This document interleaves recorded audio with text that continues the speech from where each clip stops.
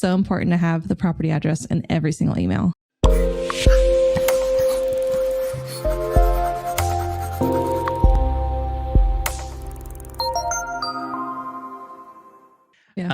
Hello, welcome to The Blueprint. I'm Ken Jamaica, managing broker and host. And I'm Katie Martin, TC and co-host. Check us out. All right, so today we have a very special topic. I'm very excited about this. We are going to ask Miss Katie Martin, TC extraordinaire, what she actually does and why agents have no idea what she actually does and how to help agents be a better TC client and actually make their job easier so the agent's job is easier. Is that a fair assessment of our plan for today? Yeah. And maybe some advice on how to find the right TC for you. Because not all are created equal. So yeah, there's a horse for every track, as I heard once in a chamber meeting. All right. So first of all, what does a TC do? So a transaction coordinator is here to help agents be the most successful they can be during a transaction. And I always like to say that we are the first line of defense when it comes to compliance for you. We're not here to be your assistant per se. I'm not here to manage your calendar or hold your hand through things. But what I am here to do is make your life easier with the tasks and duties that do not result in more clients for you or more income, I should say. I'm here to manage the paperwork side of things. Agents love to chit chat and love to schmooze and are great at meeting new clients and all that kind of thing. Not so great with paperwork. I'm the exact opposite. Paperwork is my jam. So it's so weird. I know. I love it. And we're here to make sure that everything's filled out correctly, everything is compliant, and that at the end of close of escrow, you are ready to go and you're going to get paid that same day. What happened to you as a child that made you love paperwork? Like what?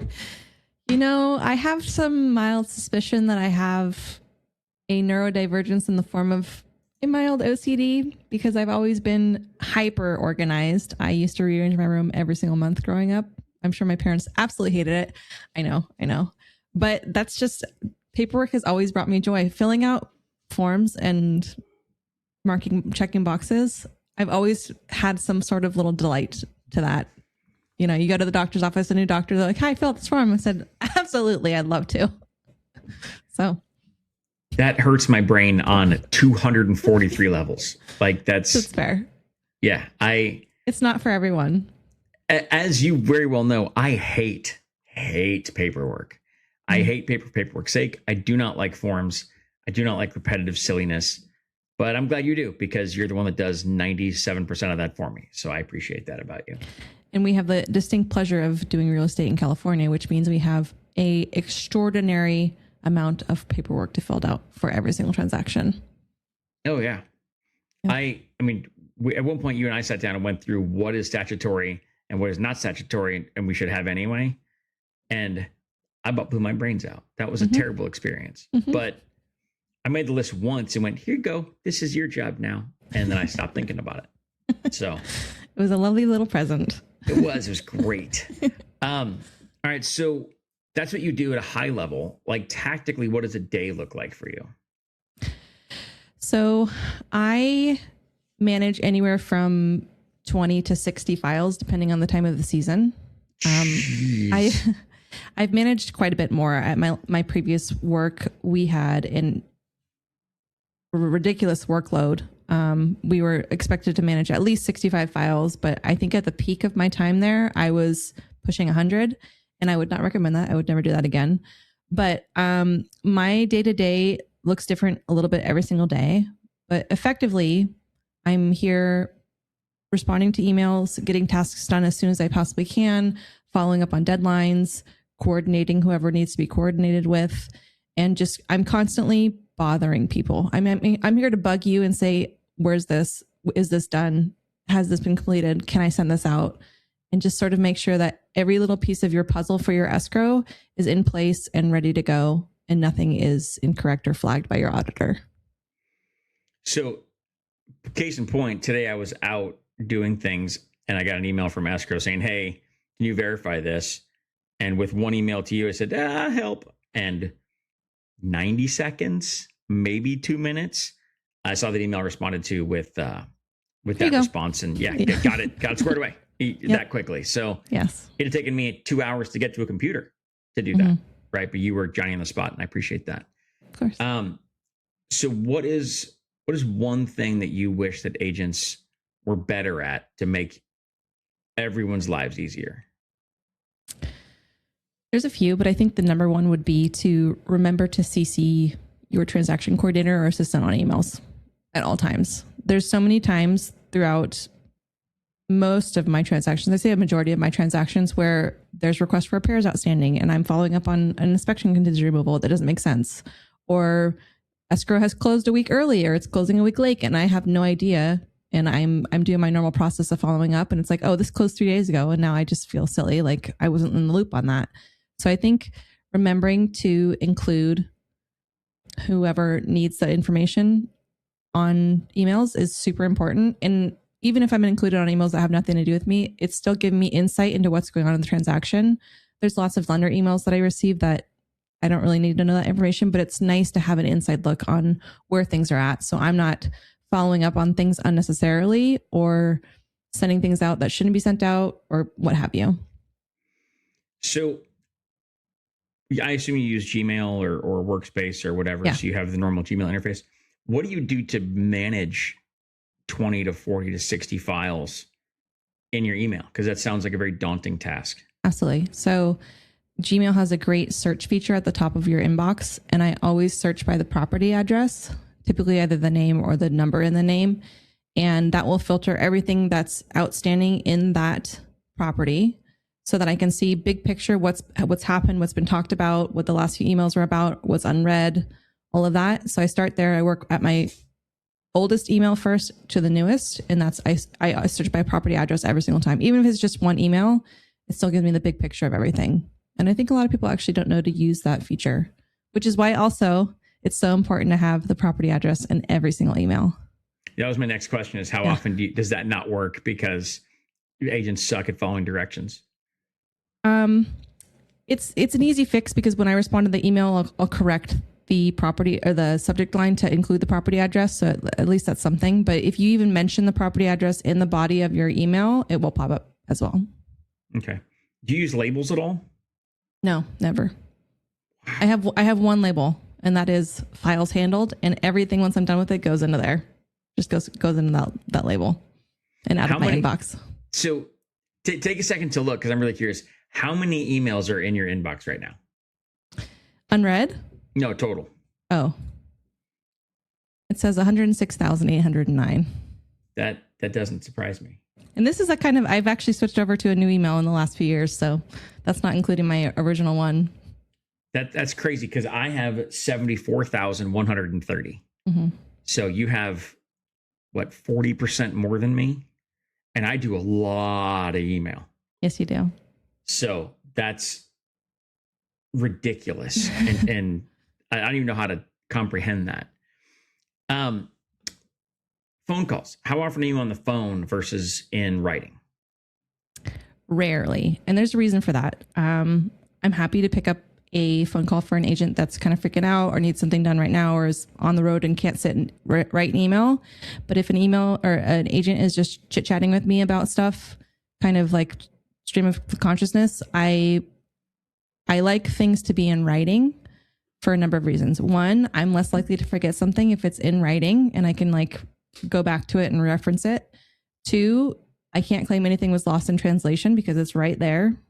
And three, there's been a lot of times that I needed to pull up a text or an email and show an agent, hi, on this date, this happened, this is what was said, just to kind of keep everyone on the same page. So just for a organization and legal standpoint, I typically don't always encourage agents to call me. I always say email is my best form of communication first. But people call me all the time anyway. Just agents also like to chit chat. And if I was trying to chit chat all day with all of my agents, I would get nothing done. So as much as 100%. I love talking with them, it's hard because I have to okay, I have to go. I'm sorry. And I don't want to be that person. Yeah. I probably call you between 2 and 5 times a day, just on random stuff. When we have stuff going on, it's, when I only have 1 or 2 files, you just handle it. But when I've got, 6, 7, 8, 10. But you're very concise. You don't want to Yes. sit there and just chit chat about the weather. So No, it's, hey, I need thing. Cool, thanks, bye. Because I got 42 more phone calls to make. What about other forms of communication? You mentioned text and email. Do you do anything with, I mean, I know we talk on Google Chat, but I think that's because that's just how our brokerage works. But is anybody else using non-Slack or? Yeah, I have a few teams who want me to do those kinds of things, and I'll agree to be a part of it, but I have to set the boundary that can't be my main form of communication because, again, I go out of order of received in my inbox. And if I'm managing 20 different Slacks and trying to get everything concisely into my inbox in the order it was received, it's just too much. So I'm happy to see what's going on with the team in Slack, but that will never be my primary mode of receiving documents or getting updates on files. It's always going to be email. And a lot of times that's also very important because brokers will have their online platforms have an email address tied to the file that I will CC on every single email so that it does go to the communication log. And I can't do that with text messages very easily or with Slack ever or Discord or what have you. So I'm asked for it quite a bit. I'll be present, but it's never going to be this is how you ask me to do things, if that makes sense. Yeah, it does. Because I've played with a lot of those tools, and honestly, Google Chat has worked the best for me back 15 years, right? I've tried Slack. I haven't tried Discord necessarily, but I found that even between agents, between me as an agent, previous to being a broker, to my team or as a broker, those online tools are very productive when used correctly. But I agree, email where you can search it. I do it very differently. I actually have labels and filters that auto label stuff for me. So I can go into the label and not have to do a search thing. And the filters create the search for me, I guess is the way to say that. But I'm not trying to change your process. I'm intrigued that we do it differently with a similar result. It was how I was trained. And honestly, I think at this point, it's kind of like a control thing of I don't trust technology to be perfect in the filtering. So I'd rather just manually do it. It takes me no time at all to just type in, Main Street 123. Yeah. And then everything pops up, everything that's happened in that. So. Okay. What is your biggest challenge with files? Other than not knowing what's going on because agents forget to CC me or just start doing stuff. I mean, I know a lot of agent communication happens over the phone calls and text and in person. So obviously I can't be included with that. But I would say my biggest, I probably shouldn't say this, but auditors, there's some auditors that are just so painful to work with because they're so strict, which I appreciate. Don't get me wrong, but it's really hard, especially with like Bay Area auditors. They love to be the most precise, demand perfection. And so that can get very tiresome. I've had auditors go back through and they'll unapprove an item and then mark it as incorrect, like 2 days before we close. And it's like, oh God. So you have to send it back out for everyone to initial next to the correction. And it's just like, it's a whole thing. So I'd say that's probably one of my biggest things I deal with a lot.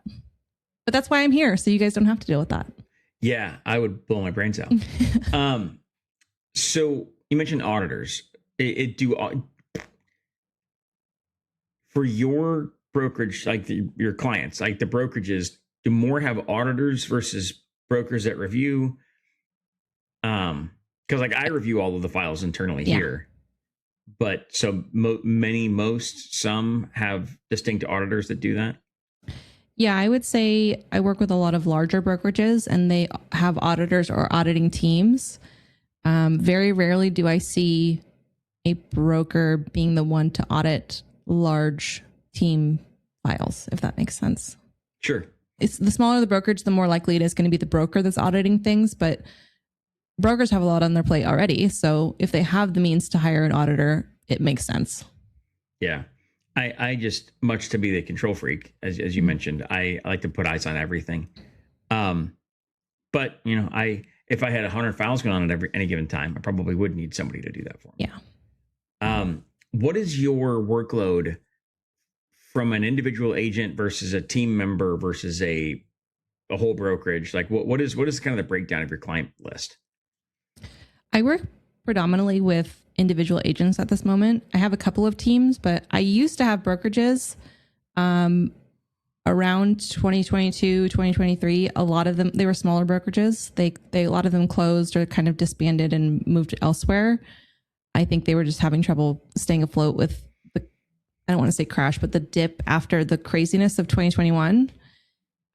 So a lot of my workload now is just individual agents, and some of them I've worked with since 2019. Some I've worked with for the last few months. I mean, I'm constantly getting new agents who are interested in having a TC. Agents are very notoriously fickle too when it comes to keeping a TC. Either they'll be like tried and true, diehard, loyal, or they kind of shop around with TCs. Either one's wrong. You got to find what works for you, like I said earlier. But I'd say my predominant workload right now is individual agents over many, many brokerages. Okay. What is? Let's talk about escrow officers without naming names. Mm-hmm. What is kind of the how do I say this gracefully? What's the biggest challenge you've had with escrow officers? Horrible communication. There'll be times where escrow officers will not tell anyone what's going on. They won't pick up phone calls. They won't respond to emails. They just kind of disappear for a couple of days. And I feel like in real estate, things move so quickly that if you're not responding within a 24-hour period, you're dropping the ball. Yeah. With the exception of weekends, of course. But that's been my hardest thing with some escrow officers, and I thankfully do not work with them very frequently, but they will just kind of like fall off the face of the planet for a day or two and not tell anyone what's going on, or they'll forget to order HOA docs or something like that. And it's just like, oh, well, you've just delayed a ton of timelines because you forgot to do this on day one. Right. So it's just lack of communication and just not really being there fully. So speaking of timelines, I know that when a new escrow opens, a flurry of emails come out from you. Mm-hmm. What are those and why do you send those? Sure. So I always introduce myself to my agent's client, the buyer or the seller. I always introduce myself to the agent on the other side. And then I always introduce myself to the escrow officer. And in each of those emails, they have different things that they provide. The client is just explaining, you might see my name. I'm this person's transaction coordinator. I'm not some person who's trying to scam you for fraud. So if you get a signature envelope from me, it's legitimate. And here's a timeline. And then I give a very, very brief outline of what they should expect to do next. So like a buyer, escrow might be reaching out to you to arrange your earnest money deposit, like boom, next step kind of thing. Or a seller, it's like, hi, if you've not completed disclosures, I'm going to send you a link to do that. So they just know that I'm part of their agent's team. So I'm not a scary name in their inbox. I introduce myself to the other side. So obviously they hopefully CC me. And then I ask if they also have a transaction coordinator. And then I also provide them with the timeline. So they know that I'm going to be bothering everyone around these dates. And then I ask for anything that I might need at that time. So more often than not, that's just like, this page is missing a signature or I need a pre-approval letter. Those are like the very baseline things. And then escrow, I ask for a small handful of things. Just like, I know they're going to happen at some point in the next few weeks, but I want to have one request under the belt that I can upload the file should anything go awry between now and then. And then I give them my invoice if that's applicable. So just so everyone kind of knows where I'm at. And it's just like the first audit of the file. Like, here's everyone involved. Here's what I need from each person if that's applicable. And here's what to expect moving forward. Okay. So you just said something that I have a question about. So invoice, if it's applicable, do you not always bill, or why would it not be applicable? So there's some things happening. You might be able to provide better insight, but if you're not a licensed agent I think it's especially in Southern California, you cannot be paid through escrow. So I have some agents who either have their broker cut me a check once they receive like a single check kind of thing, or they have to cut me a check directly once they receive their commission check. So also, since I'm an independent TC, a lot of brokerages don't allow me to be paid as a third party TC because I actually don't know why. but they'll have to pay me outside of escrow once they receive their commission. But those are like the two big things. Is some places are saying we can't do that unless you're listed as like your name with an agent number instead of your company, or my brokerage doesn't allow me to pay you through escrow. How percentage wise, how prevalent is that where you don't get paid through escrow? It's probably less than 30%, but it's enough to be relevant. Enough to be annoying, but not enough to be a problem. Mm-hmm. Yeah. There's a fine line between those two things. Yes. Other things you mentioned. So you send out a timeline. How often does your timeline not match the other side's timeline?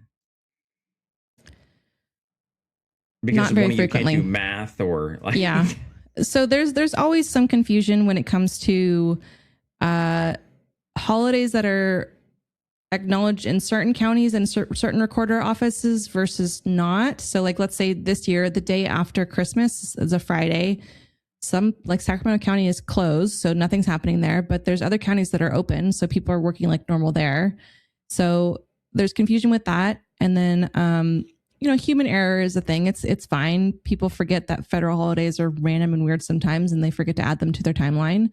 And then there's really weird places like San Francisco. Timelines or dates can fall on weekends. I don't know why. Like contingency removal dates can fall on weekends. So it's just you look at so many timelines every single day that human error happens, but it's not as frequent as I would say. It doesn't really happen that often. So with that many variables in any given transaction, how do you keep track of it? When weekends count and when they don't, and who's open when, and like, do you have a master calendar of all that shit? Yeah, I set everything in my own internal Google Calendar that sends me an email alert to my inbox at 9 a.m. the day of and the day before when anything's coming up. But also, anytime I'm in a file somewhere, I'm checking the entire thing and auditing it to see if there's anything outstanding that I should follow up with. So before I even respond to an email, I'm looking in the entire file and saying, okay, this person's giving me a contingency release, but is there any other documentation that I need from them that I can request when I say received? So I'm constantly checking everything every single time I'm in a file. I'm never just going and dragging and dropping something in there. If it makes sense to follow up on, of course. But yeah, my biggest way to do it is everything is stored in my Google Calendar as an email alert. That's a lot. Because I get, again, in your flurry of emails, I get 3 or 4 calendar invites. Mm-hmm. And they go on my calendar and they pop up for me too. And I go, oh, Katie's doing a thing. Mm-hmm. And I say I ignore it, but I ignore it's okay. It. But they're good to have, right? Because it is one of those, when are we gonna release contingencies, or weren't they supposed to last week do a thing? So I do appreciate them, but a good TCU can ignore those things because I'm gonna bug you. Yeah, well, and they're the ones doing those things. So, tools you mentioned, emails that you can. I know SkySlope, and I know a handful of tools we've tried have an email address that's address gobbledygook at whatever that puts stuff in the communication log.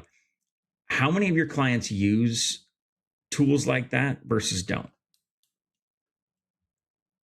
When it comes to like broker platforms? Yeah. It's broker specific, so the agents don't really have a say in that. Sure. But I will say that probably 85 to 90% of my agents work with a broker that does require an online digital file, which is very convenient. Oh, for sure. Yeah. So compliance wise, does anybody balk at you logging in as the agent into those tools? No. Okay. I leave very extensive notes whenever I can and wherever I can to kind of alert the auditor, like, this is me working in here, not the agent, and here's what the status is on each of these things, whether it's like a due date or I requested this from this person. Every single time I've done it, I add a new date to it.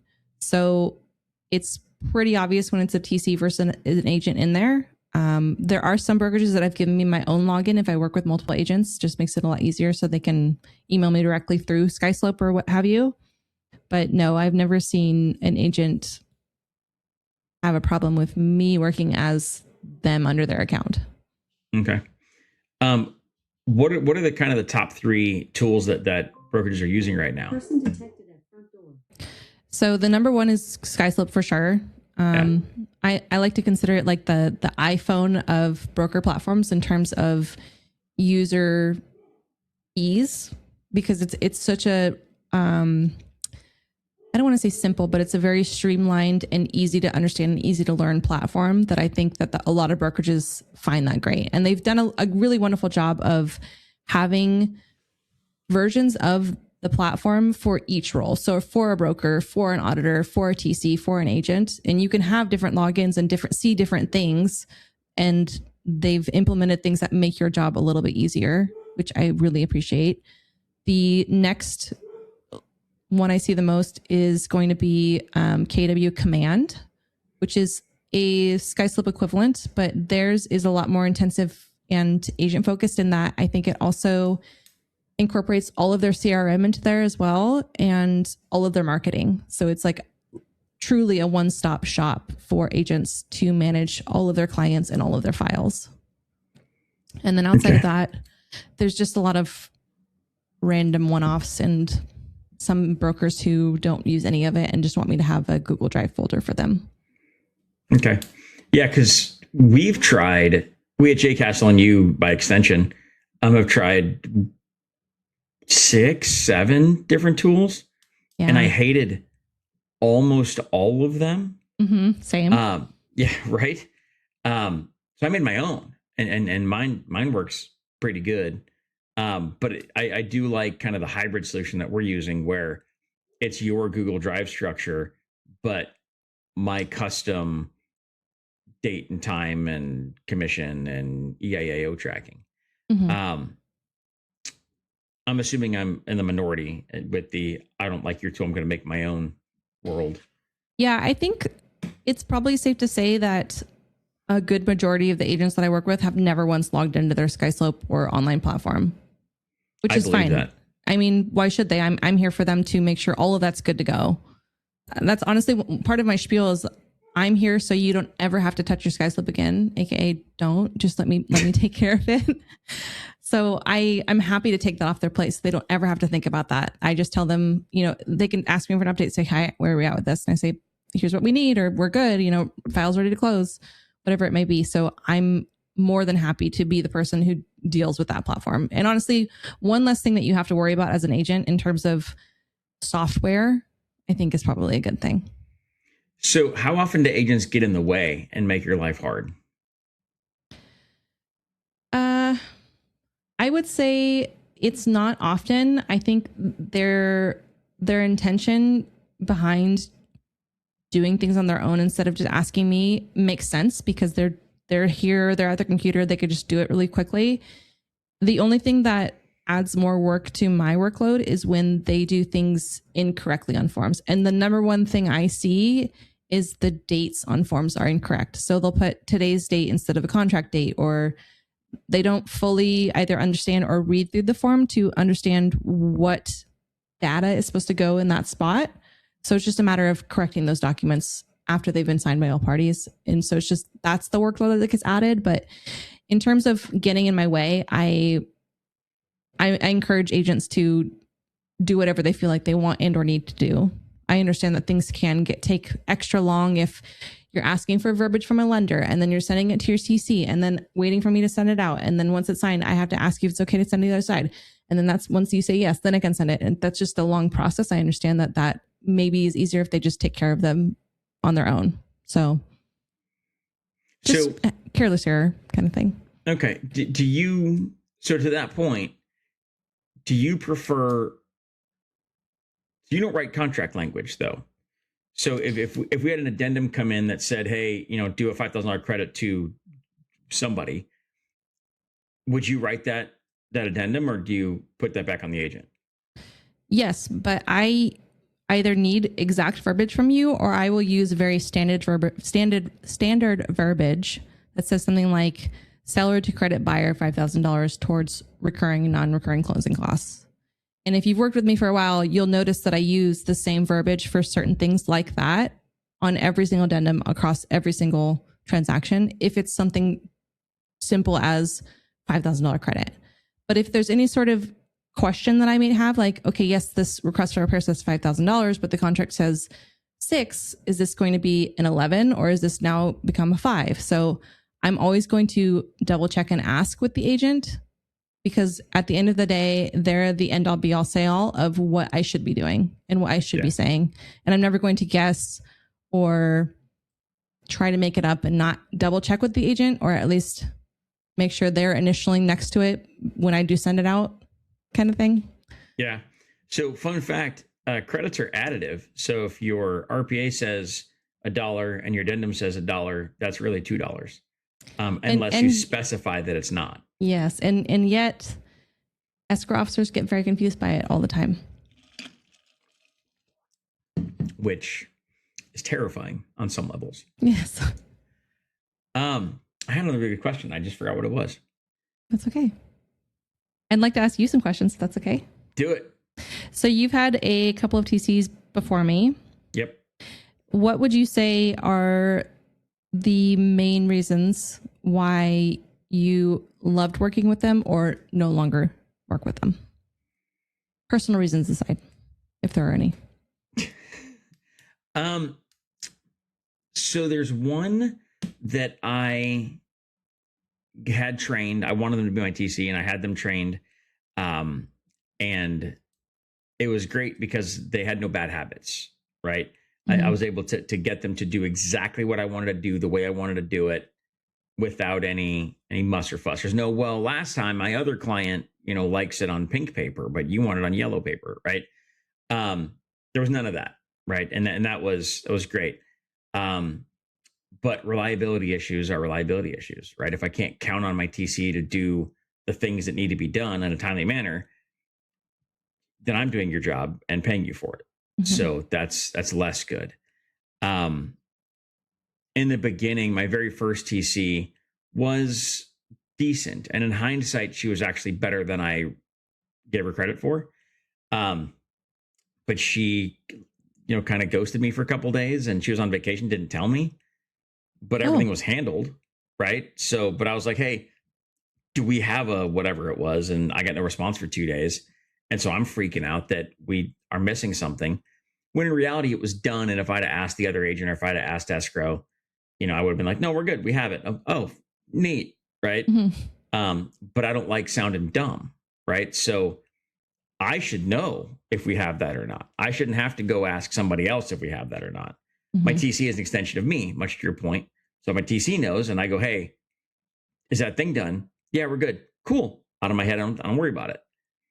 In her defense, it was done. I shouldn't know that, right? Which was a problem when that happened, it was the last file she got from me. But yeah, so reliability. It all comes down to reliability. Which is, I understand that. It's very important. Wild to go on vacation, not tell anyone. I can't imagine doing that. But it's difficult being independent and being self-employed. It's really hard for me to take time off. And it's always fascinating to come back and see what has transpired in my inbox. If I do take time off, I typically take off 1 week a year, if that, maybe a day or two here and there. But it's comforting to know how much they rely on me, and also a little scary to see how wild people get when I'm out. Oh, yeah. Well, I have the whole hit by a bus mentality, right? So what happens if this afternoon I get hit by a bus? What falls apart, right? And that could be hit by a bus and terminated, or it could be hit by a bus and just down for time, a day, a week, a month, a year, whatever. What falls apart, what breaks? And I think that in my world, as long as I can talk on the phone, I can do my job, right? So if I'm on a boat somewhere, but I get cell service, I can do my job, right? You are less in that position because you need real access to real stuff. I need Wi-Fi at least. Yeah. And a computer, Yeah. Right. You can't do most of your job from your phone, at least not in any reasonable manner. So yeah, that would be scarier for you to be on vacation or be away from your desk for any length of time. And as you know, I'm not good at it. I was emailing people on my honeymoon. People were telling me to stop working. I don't know. I think I was one of those people, actually. I think you were. Yeah. What else you got for me? Let's see here. You have a whole list. I was writing down as you were saying stuff because No, you're fine. What do you think agents misunderstand the most about TCs that you've heard interacting with agents? Or maybe like what misconceptions do they have that you've heard? So I feel like that there's very few people in the middle that understand what a TC does. I think that there's either people that think you do more than you do or think you don't do anything, right? And I think that's 15% either side and 70 in the middle that get it enough, right? Mm-hmm. So the ones that think you're a full-blown assistant and you can do everything, include the dishes and getting coffee, right? And then there's the ones that are like, well, all they do is just file paperwork. They don't, I got to do the whole thing. And then I just send them things and they put it together in a binder for me. Not literally. So I think that the misconceptions are fringe. Mm-hmm. But the overall majority of agents get it enough, right? And some are just going to be control freaks and just understand that they're gonna, which is fine. They're gonna want to touch stuff. But if you're a great agent and you're on top of it, do your thing. I get it. Save that money. We just, I'm not going to be teaching my own files. F that. But I just started a thing with you in the last 2 files that in the beginning I get a bunch of stuff that I forget to send you, mm-hmm. right? I don't reply to all with the pre-approval and proof of funds. That doesn't need to go back and forth 10 times. Mm-hmm. But then you go back and ask for it. And it's one of those, well, we gave that to your agent. Yeah, my bad. So just giving you a dump of just, here's all the things that I got in the beginning. Just mm-hmm. Here you go. Do with that what you will. Mm-hmm. So that brings up a question. How much extra fluff do you get that is not a checklist item in SkySlope or not something that needs to be tracked by you? Not more than you would imagine. Everything has its value in some way or another. And so I will typically include basically everything in the file, but it maybe isn't always required by the broker. That's kind of the hard part of working with different brokerages on either side, is that they're going to have different requirements in a lot of different ways and some the same.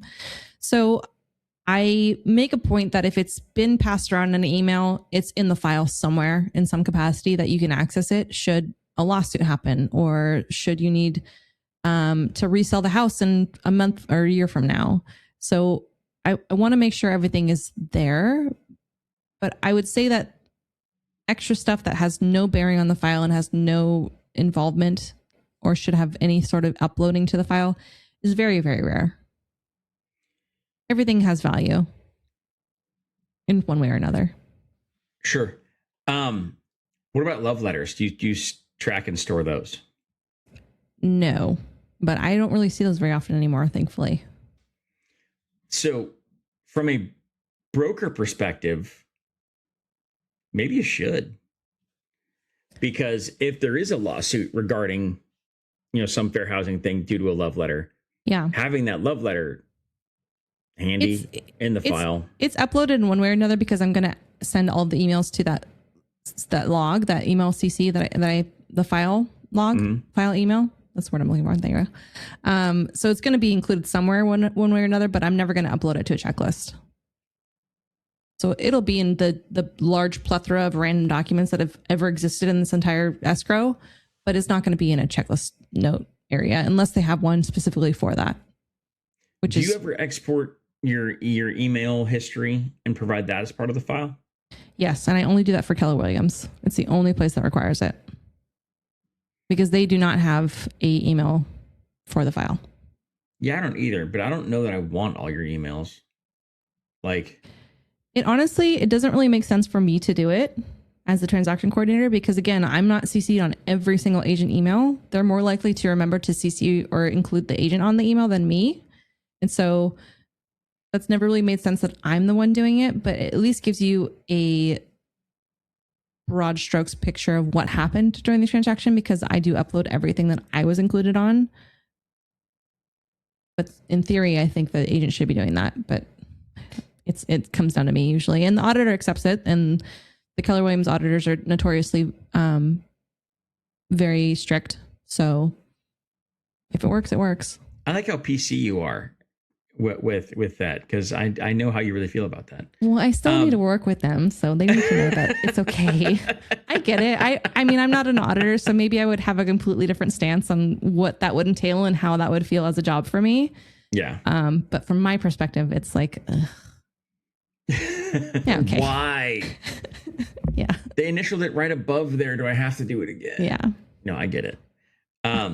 I feel like I'm pretty, I don't say I'm lax, because I do require all the things, but I'm not aggressive about it. I feel like auditors can be aggressive about it. They can. I'm CC'd on some of those emails too. Yeah. These auditors will review the disclosures and ask for corrections on disclosures if they think something is incorrect. Which again, from a legal standpoint, I understand, like if you're marking there's no CCNRs and there are CCNRs, yes, that does need to be corrected. That's not my job as a TC by any means. That's a job as an agent. And I suppose an auditor would be a good person to do that, but I'm going to challenge that 100%. Okay. Because on TDS and SBQ, it says, "Are you aware?" Yeah. Right. I'm not aware of any CCNRs on my house. Same. Right. There might be. If I knew it was 10 years ago when I bought the house, I don't remember. And maybe most sellers don't really know what those are, or that they even exist, or where to look for them, or how to find them. So that could be something they learn down the line. But But when they did those disclosures, as of the date signed, yes, the answer was, "I am not aware." Mm-hmm. Right. So asking a seller to go back, or asking an agent to go back and have that corrected, that is one, that becomes new disclosure, which is a whole nother problem. Mm-hmm. But two, it is not anybody's right. Prerogative. Place. It's not, prerogative. There you go. I didn't even write word, but it's not an auditor's place to go back and say, "Hey, seller, disclose this differently." Yeah. And maybe they are acting on behalf of their broker's instruction or the attorney's instruction. I know that attorneys can get into the mix and makes things very complicated. But yeah, especially when I see TCs doing it, I'm thinking, oh my gosh, why are you doing this? Yeah, if you've not answered questions, or you've answered yes and it requires an explanation, sure. That's a blatantly incomplete disclosure. But if you're saying, there's a shed in the back that needs to be disclosed. Oh, no. Yeah. Yeah. I more information or incomplete, right? The no explanation, right? C2 never has fences written down, right? So I get that. I get hey, this is incomplete. We need more information. Sure. And that, I would argue, that is a TC and or auditor's role, right? Mm-hmm. It is to say that. But I don't like the way you disclose this. Do it a different way. Or I don't like your answer. Change it. Hell no. Mm-hmm. I'll push back on that all day. Yeah. So on either side, right? I'm not going to, as a buyer, I'm not going to be like, "Hey, seller, I don't like your disclosures. Do them again." Right. And as a seller, I'm not going to be like, "Hey, they don't like your disclosures. You need to change them." With the exception of incomplete. Yeah. But even incorrect, I'm, maybe we clean it up, maybe because it is to the best of their knowledge. Right. Maybe that's all they know. And it is best of knowledge as of date too. Yeah. So if it's nuanced. It's very nuanced. It is. But if they learn something new, then they need to update their disclosure. So yeah. I don't like that, because I don't like, now I'm having to walk back my own answer. But I would argue, as of date, and the data was disclosed by a third party, so the seller shouldn't have to go back and update the disclosure based on third party data, right? Otherwise, you're going back in every home inspection, you're going to go back and disclose stuff. Yeah, but you weren't aware of that when you did it. No matter any of that, I think ultimately a TC should never be the person doing that. Now, if it was a situation where I know it's blatantly wrong, it says this is on public sewage, but it's obviously septic inspection or a septic because I just scheduled an inspection for that, I might note that to my agent directly and say, hi, just to let you know, don't know if this matters to you, but this is on septic and they marked it as public. Do you want to reach out to the agent? That might be something I would do, but not likely.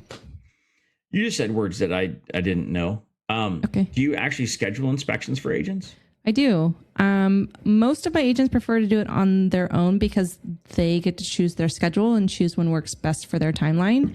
If agents ask me to do it, I'm going to do it next available because I think, time is of the essence. So I'm happy to schedule inspections for people, but most of my agents just say they'll do it on their own because they want to not be there at 9 a.m. or have a kid scheduling conflict. Yeah. So, but I'm happy to do it. It's very simple. So, see, I didn't know that. I thought that feels like an assistant job, not a TC job. Now, if I'm coordinating the inspections with your schedule and then therefore also changing your schedule to coordinate with that inspection, no, that's crossing over into assistant. Like if you need me to move around your nail appointment so that you can go to this inspection, absolutely not. But if I'm scheduling the next available, I'm happy to do that. If you're able to go, or if you let me know, like I'm free Wednesday through Friday, okay, I'll try to get in those 3 days. Yeah. Huh. Yeah. Yeah, I would do my own just because I manage my schedule very tightly. Yes. But is that, stuff I didn't know. Learn something new every day. All right. What other questions do you have for me?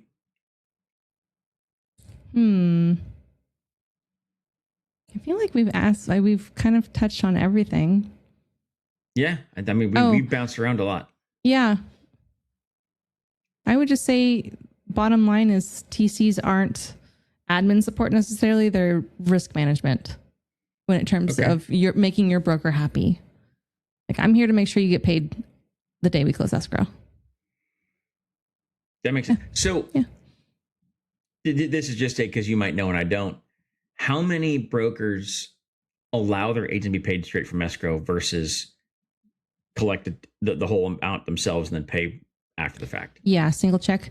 The only time I see single check, I've only worked with one brokerage. I'm only working with one brokerage right now currently, and it's a commercial brokerage and they're single check. So everything has to go to the brokerage, which I mean, commercial is a whole different ballgame. Different animal. Yeah. Yeah. The only other time I see that happen is if the file is super incomplete at the close of escrow and they say, no, we're not issuing anything until you clean this file up and get it done. And usually that's because for some reason or another, someone's not performing. Buyers or sellers will not sign things. I don't know why they feel like they have to sit on envelopes forever.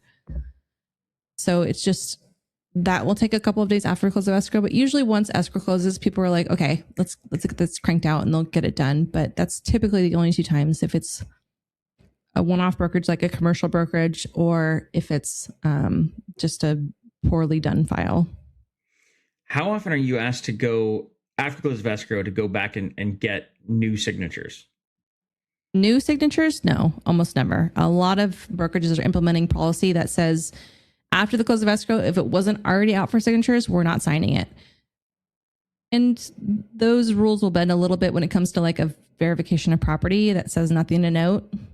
But if it says something like, oh, well, this, and this need to be fixed and it wasn't, I'm not going to have the clients sign that after the close of escrow unless my agent expressly tells me to do so.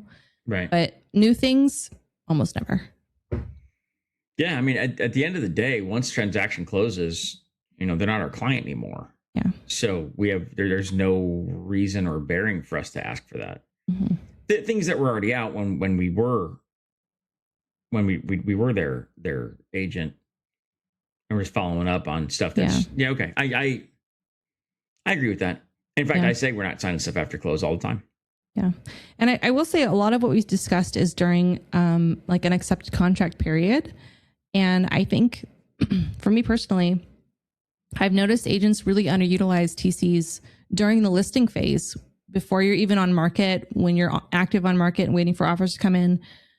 there'll be times where I receive listing files that are now in contract, and I had no idea the listing existed because I'm not checking the MLS under your name or license. And I think it's really sad because you're missing a really wonderful opportunity to get everything done that the seller needs to be doing prior to going into escrow. So it's a lot less pressure while the timeline is going and time is ticking. Yeah. So I would say great piece of advice would be include your TC at the time of any sort of contract being signed. A listing agreement, a buyer agreement, anything. Like, keep them queued in on what's in your pipeline and what's going on with you so that they can better support you every step of the way from the very first signature to the end. So a buyer agreement, that's interesting because, an active Zillow agent or, Flex or whatever, when they get leads and they sign a buyer rep and then they don't talk to them one house and they disappear on them. How much, we talked once before a long time ago, you said you don't want to be involved in files until they're real. So is a buyer rep agreement real? I think that conversation was prior to buyer agreements. It was. Yeah. Buyer agreements, send those to me whenever, because then it's one less thing I have to dig for or ask you for when we do open escrow. It's already in my inbox. I already see it popped up when I search the name or what have you. And it's something that I can just immediately add to the file. And if it's expired or if it needs to be corrected, because there are a lot of errors that happen on this buyer agreement because it's still relatively new form for people, I can get that corrected before we even go into escrow, so there are less hiccups. Yeah, the checked SFR box, it's single family homes unless checked, and then you exclude single family residences on accident. I've done that. I see a lot of people doing well over the 3-month period. They'll do it for like a whole year, for 6 months or whatever, and it always gets kicked back. That's actually illegal now. That's not just a NAR thing. That's actually illegal in California. Well, even more reason to know that. Yeah. Glide versus zip forms. I hate zip logics. I hate it. I actually would rather pay for my own DocuSign and link it to your car account than I would ever use zip logics. I hate it with fiery passion. It's my least favorite thing that we have. Well, Planet RE might be worse. Sorry, Planet RE. But the thing with Glide is that, yes, it's easier. You're going to have cleaner disclosures. You're going to have a much better path you have to take. I have noticed that for some reason, clients struggle with completing envelopes in Glide a lot more than I've seen anywhere else. And I don't know why. I don't know if it's because it constantly goes to their spam inbox or what have you, but that's the only issue I've seen with it. They'll say like, well, we can't find that. We can't find that. We can't find that. And so I'll have to resend it several times before they actually hit their inbox. So I don't know if that's just some sort of internal code error on Glide's end, but I don't care. I refuse to use ZipLogics. I think it's so bad. And I don't know if anyone has seen the new updated Lone Wolf. Buckle up. It's bad. Yeah, no, it's real bad. I get annoyed at when I get contracts from like an RPA that was created in Lone Wolf or in ZipLogics, and you put it in, and I use DocuSign when I have stuff signed, and there's templates, right? But they don't line up. Mm-hmm. So I have to go through every page and move the initials to somewhere else because they put them in a different place. Mm-hmm. So stupid. Another thing you could be utilizing me for is signing contracts out for acceptance. Happy to do it. Shit. I will drop all of those signatures and initials for you. Wow. Yeah. I think this is hilarious, but I just realized I think I've sworn in this episode more than any other because epiphanies are hitting me left and right. Wow.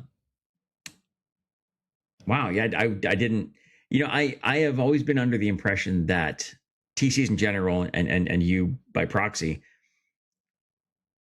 don't do contract language, right? Like you chase signatures, you chase stuff down, but if there's a contracty thing to do, including acceptance, writing repair request, writing an addendum, right? That's all agent stuff, not TC stuff. There's a line to be drawn with all of those. So when it comes to writing a contract, if you need me to get something going and say, add these, make a file in my car account, here's the information for their contact, and here's like the first 10 terms I want, I'm happy to draft that for you. Where it becomes cumbersome and doesn't make sense to utilize me is when we've sent 20 emails back and forth, tweaking and adding and correcting and trying to get this contract to the point where it's ready to be sent for signatures. That's where I'm not going to sit here and make this harder on both of us. If you could just sit down on a computer and do it on your own. So that's where I dread the line with that. With repair requests, you send me the verbiage and what they're asking for, and I will send it out. I'm happy to do that. If you say, here's the home inspection report, I want everything that was a red finding or like a urgent finding to be added here, I'm not going to do that, because if I miss something, then it's on me. But if you've told me exactly the terms you want written, that's you. I'm just copying, pasting, right? If you're telling me, go ahead and pull from this document these things here, I'm not going to do that for you. So I draw the line there. I'm happy to help wherever I can, but I'm not going to do things that would be considered working without direction or clear direction, or negotiating or communicating strategy to clients or giving legal advice or anything like that. And that's also why none of us should be doing. Yeah, that's also why I draw the line with inputting information into the MLS, because I can't guarantee that you're also going to double check every single thing I've added to the MLS. So I draw a hard line there. I've done it in the past when I was first starting out, and one of my agents told me that they were going to be checking my work and they didn't. And it got uploaded to the MLS and the information was incorrect. And then I was threatened with a lawsuit because of it. So I draw a hard line with MLS information. That is so important that I'm not willing to input incorrect information. And I shouldn't be inputting information anywhere. Like, it shouldn't be coming from me doing the legwork of figuring out what needs to be here. It should be you as the agent acting in that capacity, and me copying and pasting what you want where you want it. That makes sense. And I guess, I mean, again, I'm kind of a control freak, so I wouldn't have you do that stuff anyway. But are you alone in that regard, or are there TCs that will do that stuff? The TCs that I work closely with do not do that kind of thing. They may, kind of like drafting an offer in your car account, they may start the process rolling for you. So they, like, for the MLS, they'll pull in the property address and then that's where they stop. That's it. They'll stop there. So at least it's like something a little bit more accessible for you, just like boom, get going right when you get into your MLS account. But I would say, from what I know, most TCs do not do that stuff because it does just open them up to a ton of liability. Do you carry E&O insurance? No, I do not. So as a TC, you do have some liability, but I guess not a lot, because all you're doing is following direction. So yeah, which is again why I don't typically take instruction over the phone unless it's like they're an emergency, and why I always have things in writing, and why I always confirm, usually double confirm with my agent, both what they want, and then once it's signed, confirm that it's okay to send. So I'm always making sure, like, extra sure, this has been signed. Is it good now? Okay, this is what you want, confirmed. So I'm always double checking everything and making sure the agent's on board, knows what's going on, confirmed everything. Has your structure and strategy changed from when you started to when you got licensed? Because now you're licensed, and so your perspective may be different, and what you know differently, know more that you should or you shouldn't be doing as a TC. Has any of that changed when you got licensed?